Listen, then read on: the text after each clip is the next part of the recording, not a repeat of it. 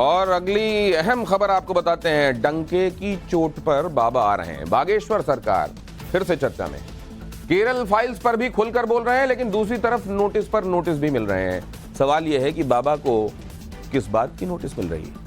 मुंबई में नोटिस मिल गई, बिहार में ताल ठोकने की होड़ है, लेकिन बागेश्वर बाबा हैं, डंके की चोट पर कह रहे हैं आ रहा हूं। गद्दी तैयार है, बाबा आ रहे हैं, फिर क्या होगा? सवाल पब्लिक का में आज की ये चौथी एक्सक्लूसिव स्टोरी।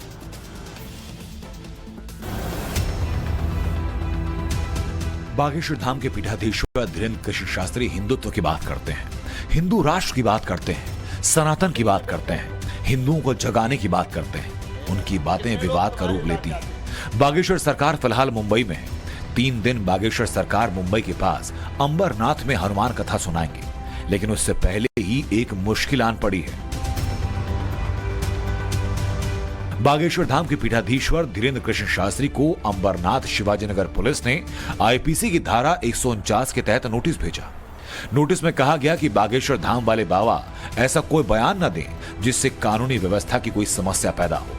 ये नोटिस वंचित बहुजन अघाड़ी और अंधश्रद्धा निर्मूलन समिति की लिखित शिकायत पर बागेश्वर सरकार को पुलिस ने थमाया। बागेश्वर सरकार की हनुमंत कथा 7 मई से शुरू हो चुकी है। धीरेन्द्र शास्त्री का दरबार सज चुका है। धीरेन्द्र शास्त्री ने मुंबई के लोगों को एक संदेश दिया। संदेश से पहले डिस्क्लेमर भी दिया कि बयान को गलत ढंग से पेश न किया जाए।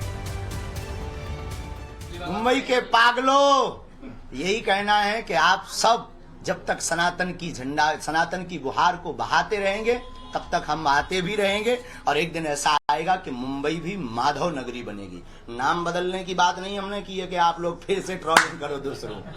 मुंबई को माधव नगरी बनाने का मतलब धर्म नगरी।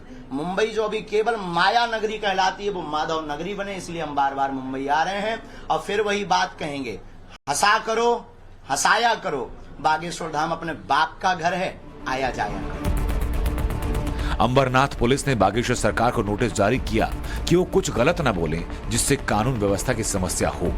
यहां तो बागेश्वर सरकार ने अपने बयान से विवाद को दूर कर दिया। उन्होंने कहा कि वो मुंबई का नाम नहीं बदल रहे, मुंबई को धार्मिक नगरी बनाने का प्रयास कर रहे हैं। बागेश्वर सरकार ने दलील दी कि वो तो वीर मराठा शिवाजी के रास्ते पर चल रहे हैं। हिंदू राष्ट्र घोषित होने वाला है। ये हमारा कोई नया बयान नहीं है या कोई नई तरकीब नहीं है, या कोई हमको फेमस होने के लिए हमने कोई फेम पकड़ रखा है। हमने तो महाराष्ट्र के ही वीर और महाराष्ट्र की ही धरोहर और समूचे भारतवर्ष की शान छत्रपति वीर शिवाजी महाराज का जो हिंदवी राज्य की स्थापना का संकल्प था, उस संकल्प को दोहराया है। उस संकल्प को हमने सिर्फ बताया है कि भारत के हिंदू अगर तुम भूल गए हो तो बस अब जग जाओ। जो पूर्व काल में, पूर्व समय में हिंदवी राज्य की स्थापना की बात हो रही थी, हमने उसे हिंदू राष्ट्र के साथ प्रस्तुत किया है। छत्रपति शिवाजी के संकल्प को पूरा करने की कोशिश कर रहे हैं। पंडित धीरेन्द्र कृष्ण शास्त्री का कहना है कि छत्रपति शिवाजी ने ही हिंदू राष्ट्र का सपना देखा था। हम किसी मजहब के खिलाफ बोले, हम किसी भगवान के खिलाफ बोले, हम किसी पुस्तक के खिलाफ बोले, हम किसी व्यक्ति के खिलाफ बोले पर्टिकुलर, तो बात अलग है। हिंदू राष्ट्र एक बहुत बड़ा विषय है और हमें नहीं लगता कि ये बेमनस्ता। हमारे हिंदू राष्ट्र में मुसलमानों को भागने की आवश्यकता नहीं, ईसाइयों को भागने की आवश्यकता नहीं। हमारे हिंदू राष्ट्र में किसी को भी राष्ट्र छोड़ने की आवश्यकता नहीं। हमारे हिंदू राष्ट्र में किसी को भी धर्म घर वापसी कराने की भी आवश्यकता नहीं। हमारे हिंदू राष्ट्र में सिर्फ जातिवाद की पाठ को दूर करना। पंडित धीरेन्द्र कृष्ण शास्त्री बागेश्वर धाम में हो, मुंबई में हो या फिर बिहार में, वो भारत को हिंदू राष्ट्र बनाने की पैरवी हर जगह करते हैं। वो कहते हैं कि भारत अगर हिंदू राष्ट्र होता तो वो नहीं होता जो आमतौर पर होता है। राम की यात्रा पर पत्थर नहीं फेंके जाते। अगर होती तो राम की यात्रा पर पत्थर नहीं लगते। अगर होती तो आपके महाराष्ट्र में ही पालघर के संतों के ऊपर पत्थर नहीं फेंकते। अगर होती तो हम राम की चर्चा करने वाले व्यक्ति को जगह जगह नोटिस नहीं मिलते। अगर यही बात होती तो हमारे खिलाफ FIR नहीं होती। अगर होती तो हम एक ऐसे धर्मगुरु हैं जिन्हें अपने ही राष्ट्र में कथा करने के लिए अनुमतियां प्राप्त नहीं होती। फिर आप ये कैसे कल्पना करेंगे कि ये हिंदू राष्ट्र है, घोषित हो जाए तो हमें लगता है राम के ऊपर पत्थर नहीं फेंके। भारत में 100 करोड़ से ज्यादा हिंदू हैं। बागेश्वर सरकार कहते हैं कि सनातन के लिए, हिंदुत्व के लिए 80% हिंदुओं को जगाने का मैं काम कर रहा हूं।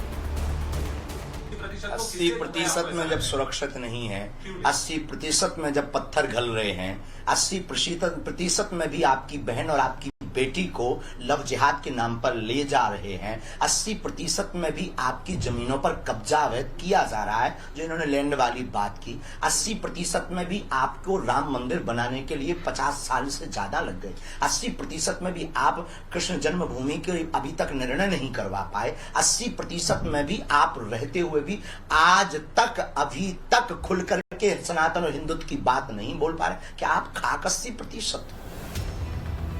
पंडित धीरेन्द्र शास्त्री देश के 80% हिंदुओं को धिक्कार रहे हैं। वो इसलिए कि बहुसंख्यक होने के बाद भी सुरक्षा की भावना नहीं। 80% हिंदुओं के भारत देश में उनके इष्ट बजरंग बली पर प्रतिबंध की बात की जाती है। धीरेन्द्र शास्त्री कहते हैं कि दुर्भाग्य नहीं तो और क्या है। हनुमान जी के विरोध या संतों का विरोध, भगवान का विरोध करने का अधिकार, किसी भी भगवान के, किसी भी पंथ के भगवान का विरोध करने का अधिकार ना तो इस पूरी दुनिया में है, ना हो सकता, ना भारत में किसी भी व्यक्ति को है। अपनी अपनी निजी आस्था है, अपनी निजी आस्था के आधार पर अपने अपने इष्ट के प्रति समर्पित रहना चाहिए। ये हमारा दुर्भाग्य है कि जो हनुमान जी का विरोध अगर कोई कर रहा तो ये देश का और हमारा दुर्भाग्य है जो ऐसे लोग यहाँ हैं। बागेश्वर सरकार के पीठाधीश्वर धीरेन्द्र शास्त्री के लाखों करोड़ों भक्त हैं, विरोधी भी हैं। विरोधियों का विरोध इसलिए क्योंकि बागेश्वर सरकार हिंदू राष्ट्र की बात करते हैं, जबकि धीरेन्द्र कृष्ण शास्त्री बार बार कहते हैं कि उनके हिंदू राष्ट्र की संकल्पना में सर्वधर्म संभाव है। जाति और वर्ण व्यवस्था का अंत करना बागेश्वर सरकार का हिंदू राष्ट्र है। हिंदू राष्ट्र के बाद जब हिंदू राष्ट्र की घोषणा होगी तो ये जो जातिवाद की बार बार रोटियां, जो बार बार बैकवर्ड और फॉरवर्ड के नाम पर भिड़ाया जाता है और पॉलिटिक्स की जाती है, हिंदू राष्ट्र के बाद ये सब समान